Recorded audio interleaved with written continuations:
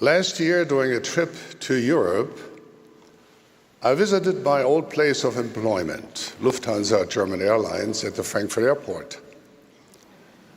To train its pilots, they operate several sophisticated full-motion flight simulators that can recreate almost any normal and emergency flight condition.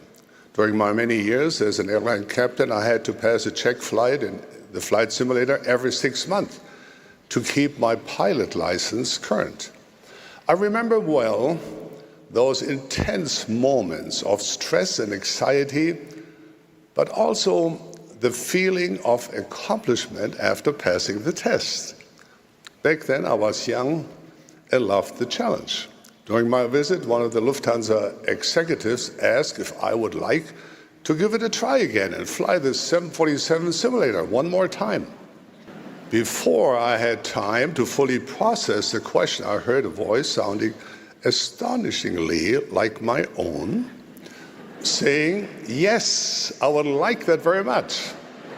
As soon as I said the words, a tsunami of thoughts flooded my mind. I had been a long time since I flew a 747. Back then I was young and a confident captain.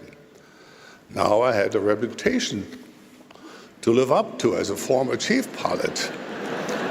Would I embarrass myself in front of these professionals? But it was too late to back down.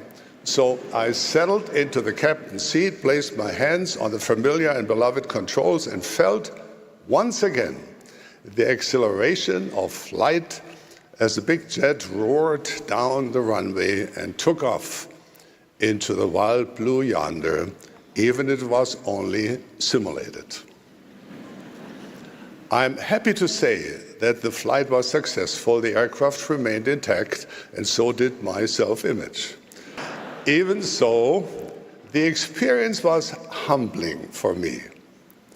When I was in my prime, flying had become almost second nature. Now it took all my concentration to do the basic things.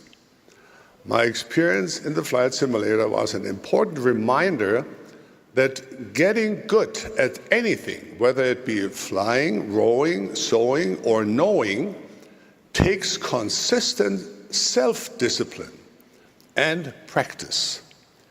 You might spend years acquiring a skill or developing a talent. You might work so hard that it becomes second nature to you. But if you think that means you can stop practicing and studying, you gradually lose the knowledge and abilities you once acquired at great cost.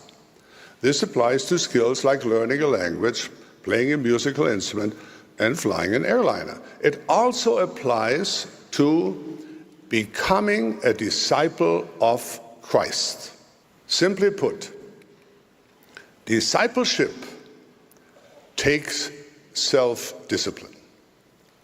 It is not a casual endeavor, and it doesn't happen by accident. Faith in Jesus Christ is a gift, but receiving it is a conscious choice that requires a commitment of all our might, mind, and strength. It is a practice of every day, every hour. It takes constant learning and determined commitment. Our faith, which is our loyalty to the Savior, becomes stronger as it is tested against the opposition we face here in mortality. It endures because we keep nourishing it. We keep actively applying our faith, and we never give up. On the other hand, if we fail to use faith and its convincing power by acting upon it, we become less sure of things we once held sacred, less confident of things we once knew were true.